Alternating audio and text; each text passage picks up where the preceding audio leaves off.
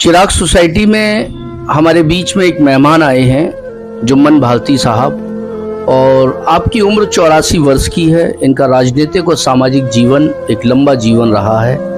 तो आज मैं यूं ही कई बार मुलाकात हुई है, अक्सर मिलता हूं। आज मुझे लगा कि बुजुर्गों के अनुभवों को, उनके तजुर्बों को हम एक दूसरे के साथ बांटें, और इन तजुर्बों से हो सकता है हमें जो हमारा पास्ट था, हम जो गुजार चुके हैं और हमारे पूर्वजों ने जो गुजारा है। तो चूंकि आज आपकी उम्र 84 वर्ष की है, तो मुझे उम्मीद है आपके बहुत से अनुभव रहे होंगे राजनीतिक और सामाजिक। तो मैं बस 1 मिनट में चाहूँगा कि आप अपने उन अनुभवों को बताएंगे। जैसे आपकी 84 साल की उम्र है, इसका मतलब आज़ादी से पहले आप दुनिया में आए। तो सबसे पहले आज़ादी का जो दौर आपने देखा वो किस उम्र में देखा, जब देश आज़ाद हो गया था या क्या था, उसके बारे में प्लीज़ बताइए। लगभग सन 1941 या 42 की मेरी पैदाइश है। उसके बाद में मैं कुछ बड़ा हुआ, समझदार हुआ, तो मैंने तजुर्बा किया कि आखिर ये लोग गांव देहात में चर्चा चली कि हिंदुस्तान पर पाकिस्तान का बंटवारा होने जा रहा है या हो रहा है। सुनने में आता था कि ट्रेनों में मारकाट हो रही है इधर से उधर से। तो अपने पिताजी से मैं पूछा करता था। मेरे पिताजी जो थे बाबू खां, वो गांधी जी के नमक आंदोलन में, सत्याग्रह में जेल भी गए, स्वतंत्रता सेनानी भी रहे। और अपने पिताजी से मैंने काफ़ी प्रेरणा ली, अनुभव किया मैंने। फिर बड़ा होता गया, मुझे राजनीति का शौक शुरू से रहा। रेवा सिटी में जाती थी चुनाव के लिए, तो मैं अच्छी बखूबी उनके प्रचार में हिस्सा लेता था। गांव देहात में नेताओं को देखता था मैं कि ये कौन है, क्या है। तो पहला चुनाव मेरे सामने हुआ जब डिस्ट्रिक्ट फरेवा नहीं था, डिस्ट्रिक्ट आगरा था। किस सन में हुआ? किस सन में? ये सन 1952 में पहला चुनाव हुआ। 1952 तो फिरोजाबाद में थे आप यहाँ? जी। और फिर उसी दौरान आपके सामने 1947 में बंटवारा हो गया। हाँ। तो आपकी उम्र 5, 6, 7 साल की रही। हाँ, जब यहाँ थे। तो उसमें लोगों का क्या मानना है कि ये बंटवारा किसकी वजह से हुआ? क्या मान उस टाइम राजनीति में लोगों ने जो माननीय श्री राधाकृष्णन और कई दिग्गज नेता थे, लोगों ने जवाहरलाल नेहरू को चुना कि आप पीएम बनो। यहाँ पर सवाल उठा था कि अब विपक्ष में कौन बैठे, तो कुछ तैयार नहीं हो रहा था। फिर वाजपेयी को तैयार किया कि आप विपक्ष में बैठोगे, क्योंकि बगैर अर्थ की लाइट भी नहीं जलती। अच्छा, विपक्ष उस दौर में था नहीं विपक्ष। वाजपेयी जी को मतलब अटल बिहारी वाजपेयी जी को विपक्ष में बैठा दिया। हाँ, और विपक्ष में होना बहुत जरूरी है। चाहे एक बारे में दोषी उस वक्त के लिहाज से 2-3 लोग पाए जाते थे। एक तो जिन्ना साहब, कुछ उस वक्त ये बीजेपी का है या कांग्रेस का है, गुप्त रूप से ये मीटिंग चली कि बंटवारा हो और मुसलमानों के यहाँ से बाहर निकाला जाए। एक अफरा तफरी का माहौल बन गया। मतलब मैं ये मान के चलूं कि जो बंटवारा हुआ वो एक माहौल का दौर था। माहौल का दौर बन गया था ये मानते हैं। हाँ। अच्छा, दूसरा एक सवाल और है मेरा जी। जैसे आपने अपना जीवन इतना बड़ा गुजार दिया। हाँ। 84 साल के आप हैं। अगर मेरे पिताजी अभी जिंदा होते, वालिद साहब, तो 84 साल के ही होते, 84 या 85 के होते आपके बराबर। तो मेरा एक सवाल और है आपसे। आपने इतना बड़ा अनुभव, इतना बड़ा आपका एक राजनीतिक कैरियर, किन किन नेताओं से आपके रिश्ते थे, पुराने नेताओं से? पुराने नेताओं में मैडम से केवल, भाई इंदिरा गांधी से केवल 2 गुफ्तगू हुई थी। और किस किस से मिले आप? चंद्रशेखर जी से बात हुई मेरी, अहमद नजर भोगड़ा से काफी बातचीत हुई, दिग्विजय सिंह से काफी मेरी बातचीत हुई, शरद पवार से काफी बातचीत हुई मेरी, अंबिका सोनी से काफी बातचीत हुई मेरी, शरद पवार से काफी घुला मिला रहा मैं, सुरेश कलवाड़ी से काफी मिला रहा मैं, और चरण सिंह के और वाजपेयी से काफी मिला जुला रहा मैं। वाजपेयी के साथ मैंने पैदल यात्रा भी की। जब जिस वक्त यहाँ फुरयान में आए थे वो, तो साड़ू से धौली के लिए पैदल जा रहे थे तो उनके साथ में गया। भले मैं कांग्रेस में था लेकिन उस वक्त भाजपा के साथ गया मैं, क्योंकि करीब थे वो। तो आपके इतने नेताओं के साथ, जी हाँ, सीनियर लीडर्स के साथ अच्छे रिश्ते, हाँ, इनसे रिश्ते सबसे बेहतर रिश्ते आप किसको मानते हैं? किससे ज्यादा आपका अटैचमेंट, या आपको लगा पॉलिटिकल राजनीतिक तौर पे ये लोग ज्यादा अच्छे लोग थे? मुझे सबसे अच्छा मैं था अंबिका सोनी से, जो कि उस दौर में मैडम के जमाने में रही वो, इंदिरा जी के जमाने। हाँ जी, उसके बाद में मैडम के वो राजीव गांधी के जमाने में कैबिनेट में रही वो। फिर बाद में उनको पंजाब के प्रभारी बनाया गया। उनके घर पर पंडाला पार्क में जाता भी था, बहुत कई बार गया, रात को रुकता भी था तो घर पे में।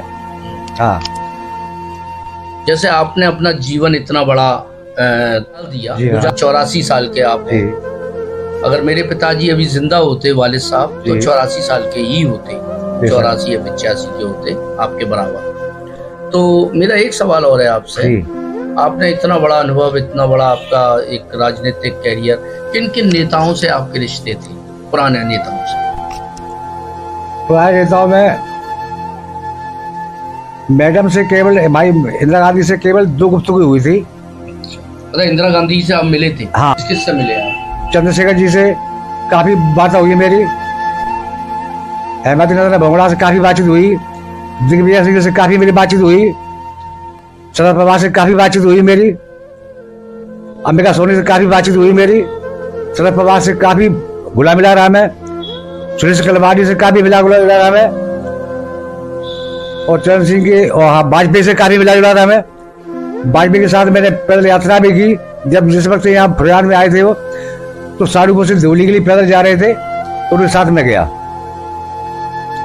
भले मैं कांग्रेस में था लेकिन उस वक्त वाजपेयी के साथ गया मैं, क्योंकि करीब थे वो। तो आपके इतने नेताओं के साथ, जी हाँ, सीनियर लीडर्स के साथ अच्छे रिश्ते, हाँ, इनसे रिश्ते, सबसे बेहतर रिश्ते आप किसको मानते हैं? किससे ज्यादा आपका अटैचमेंट, या आपको लगा पॉलिटिकल राजनीतिक तौर पे ये लोग ज्यादा अच्छे लोग थे?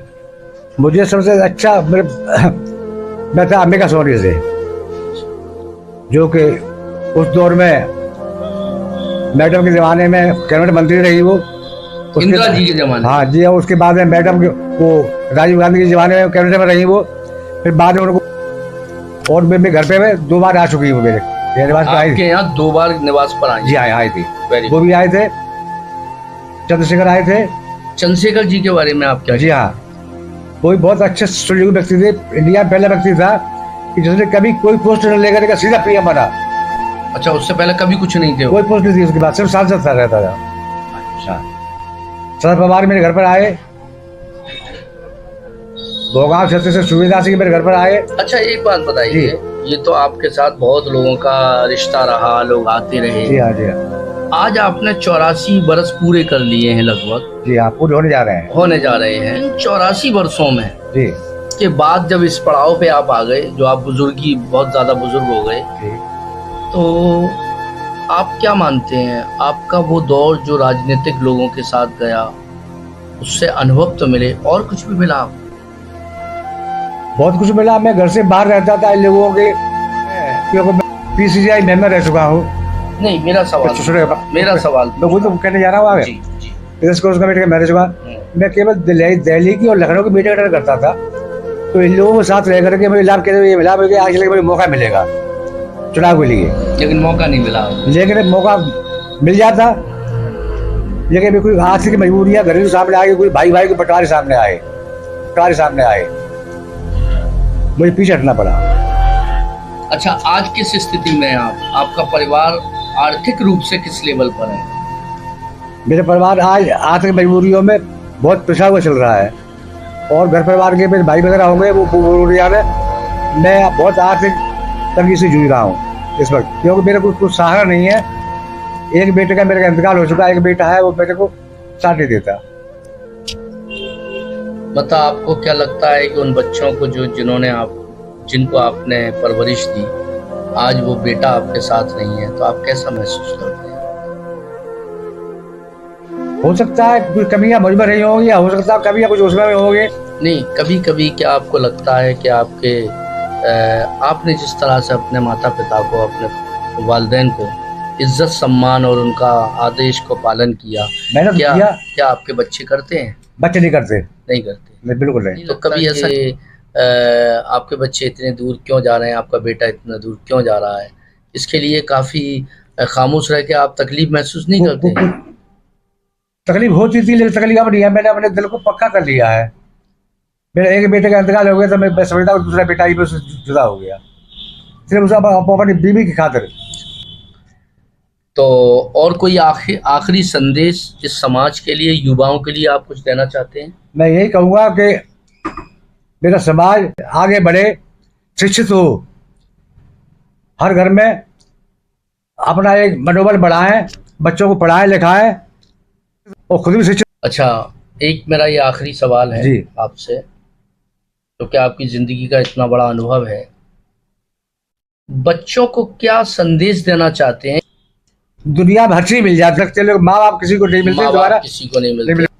देखिए, ये हमारे साथ जनाब जुम्मन भालती साहब जो काफ़ी अनुभवी हैं और आपके काफ़ी तजुर्बे हैं और इन्होंने बहुत कुछ बताया। मुझे उम्मीद है कि आप लोग ज़रूर इनकी सीनियरिटी और इनके बुज़ुर्ग जो आज हैं उनकी बातों पर पालन करेंगे। स्पेशली उन्होंने युवाओं को, नौजवानों को, बेटियों को, समाज को संदेश दिया है कि परिवर्तन और बदलाव के साथ साथ अपने बुज़ुर्गों को भी सम्मान दें।